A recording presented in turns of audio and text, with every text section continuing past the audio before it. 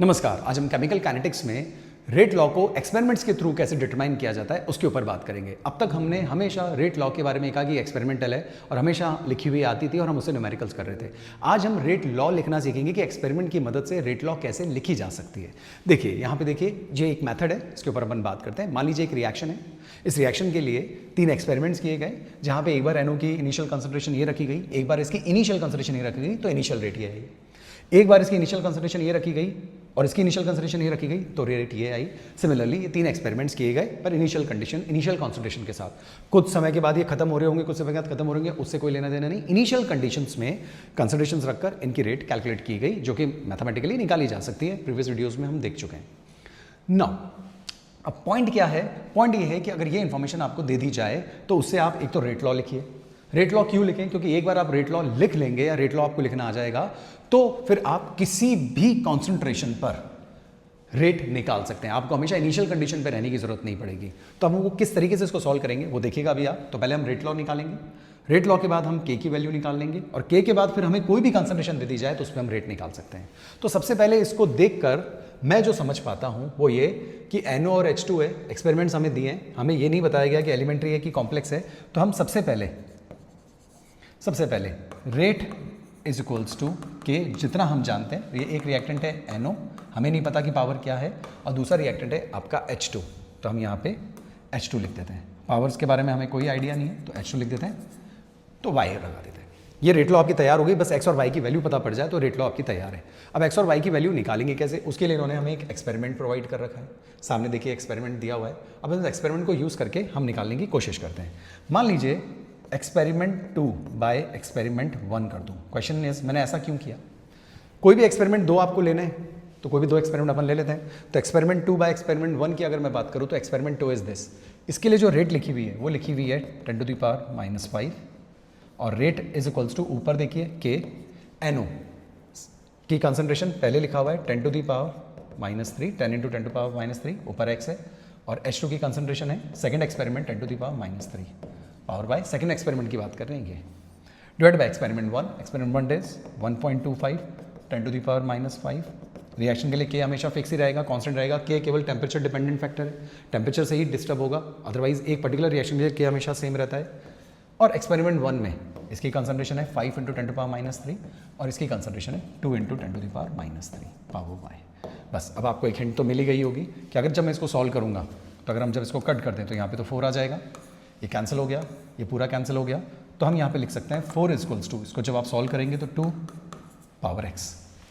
अभी तो ये बहुत ईजी हो गया कि मैं इसको ऐसे भी लिख सकता हूँ 2 पावर 2 पावर x। तो देयरफॉर x की वैल्यू कितनी आ गई? 2। इजीली सॉल्व हो गया। इन केस कभी फ्रैक्शंस वगैरह आ जाएं तो ज़्यादा लोड नहीं लेना, बहुत इजीली इसको सॉल्व किया जा सकता है लॉग की मदद से। तो log 4, दोनों साइड लॉग ले लीजिए, तो x log 2, x की वैल्यू निकालेंगे तो log 4 बाय log 2 और log 4 बाय log 2 करेंगे तो आंसर 2 ही आने वाला है, क्योंकि log 4 होता क्या है? log 2 + 2। log 4 की वैल्यू ऐसे ही निकल जाएगी, राइट? तो एक log 2 की वैल्यू नीचे, एक log की वैल्यू कट जाएगी। कुल मिलाकर जब सॉल्व करके आप आंसर निकालेंगे तो 2 ही वैल्यू आने वाली है। क्या बात सही है? तो log 4 को अगर आप सॉल्व करें, मैं बता देता हूँ, log 2 की पावर 2 ऐसे ही 4 लिखा जा सकता है अपॉन log 2। अब इसको आप ऐसे लिख सकते हैं 2 log 2 अपॉन log 2। ये देखिए log 2 से log 2 कैंसिल हो गया, आंसर 2 आ गया। तो आप log की मदद से भी इसको सॉल्व कर सकते हैं, अदरवाइज देखकर भी अगर आप इजी कोई फॉर्मेट बनाएं तो उसको आप ऐसे सॉल्व कर सकते हैं। सिमिलरली आप 2 एक्सपेरिमेंट्स और लेंगे और उसके बाद फिर इस क्वेश्चन को सॉल्व करेंगे जिसके अंदर आप एक्सपेरिमेंट 2 बाय एक्सपेरिमेंट 1 किया। अब आप एक्सपेरिमेंट 2 बाय एक्सपेरिमेंट 1 की जगह एक्सपेरिमेंट 1 बाय एक्सपेरिमेंट 3 कर लीजिए, राइट? इन दोनों एक्सपेरिमेंट को ले लीजिए, या मेरे हिसाब से आप कौन से एक्सपेरिमेंट ले लीजिए। आपने अभी ये दोनों एक्सपेरिमेंट लिए जिसमें ये वैल्यू सेम रही, अब ऐसा एक्सपेरिमेंट ले लीजिए जिसमें ये वैल्यू सेम रहे। तो एक्सपेरिमेंट 3 बाय एक्सपेरिमेंट 2 कर लीजिए, एक्सपेरिमेंट 3 बाय एक्सपेरिमेंट 2।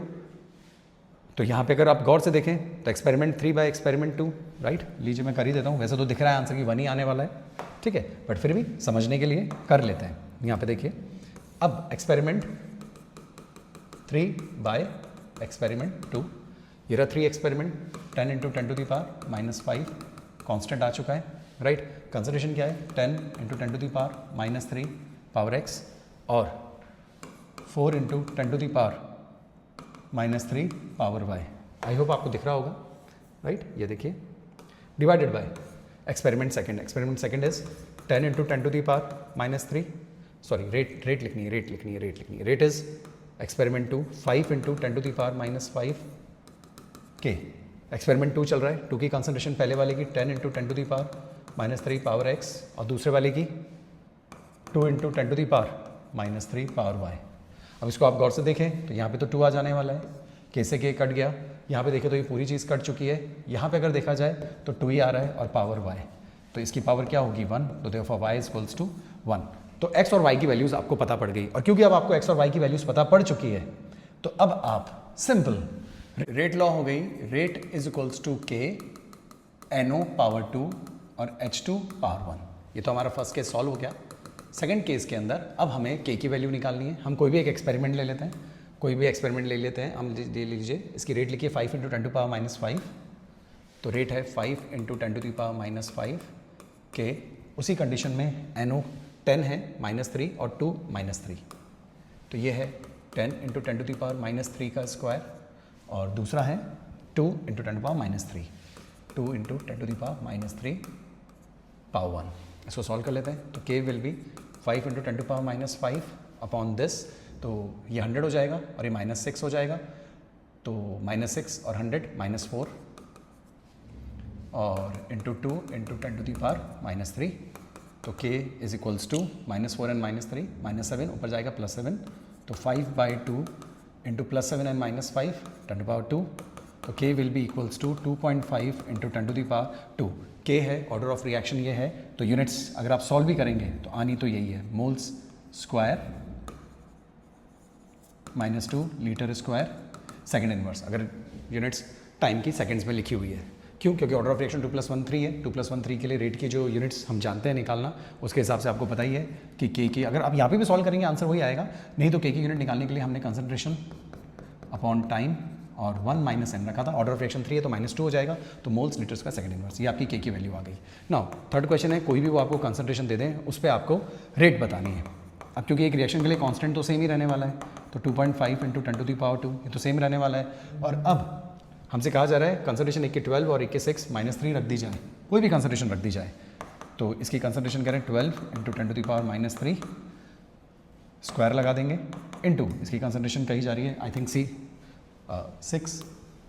तो 6 इंटू 10 टू दी पावर -3 का स्क्वायर, तो इसकी कंसंट्रेशन जो भी हमसे बोलेंगे आप, अब तो हम किसी भी कंसंट्रेशन में कर सकते हैं, बाकी लिए तो लिमिटेशन थी इनिशियल, अब तो कुछ भी कर सकते हैं क्योंकि k की वैल्यू आ गई, रेट लॉ हमारे पास आ गई है, बस इसको सॉल्व कर लीजिए, तो जो भी कंसंट्रेशन हमें दी जा रही है उस पर हम इसको सॉल्व कर सकते हैं, आंसर निकाल लेते हैं। आंसर देखिए ज़रा, 2.5 into 12 into 12 144 into 6 into 10 to the power 2 -3 -6 -3 -6, okay right.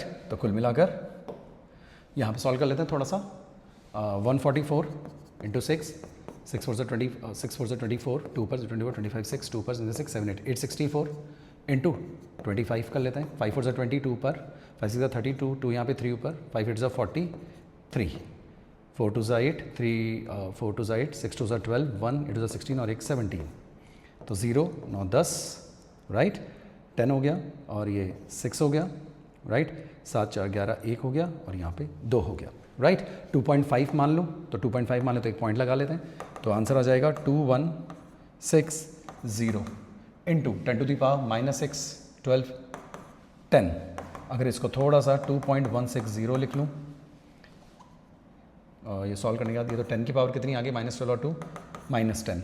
अब इसको मैं शॉर्ट में लिख लेता हूँ, यहाँ से 3 पॉइंट्स पीछे इसका लेता हूँ, तो यहाँ पे लिख दिया जाएगा 10 टू दी पावर 1 2 3 3 और ये -10, तो 2.160 into 10 to the power -7, rate है m सेकेंड इनवर्स। एक बार चेक कर लीजिए कहीं गलती ना हुई हो, 144 इंटू 6 कर लिया है तो ये वैल्यू आ गई, मल्टीप्लाई बाय 2.5, तो इसको सॉल्व करने के बाद एक के बाद डेसिमल लगा दिया तो 2160 आपके पास आ गया है, इनटू इसको सॉल्व करें तो -6, इसको सॉल्व करें इसका स्क्वायर है तो 144 और ये -6, इसका स्क्वायर थोड़ी ना है राइट ना, ये तो 1 ही है, यस ये 1 है, वहाँ स्क्वायर नहीं होगा, तो यहाँ पे सिर्फ -3 आना है, और जब यहाँ -3 आना है तो -3 -9 और ये +2, तो ये 7 हो जाएगा, 7 अगर ये हो जाएगा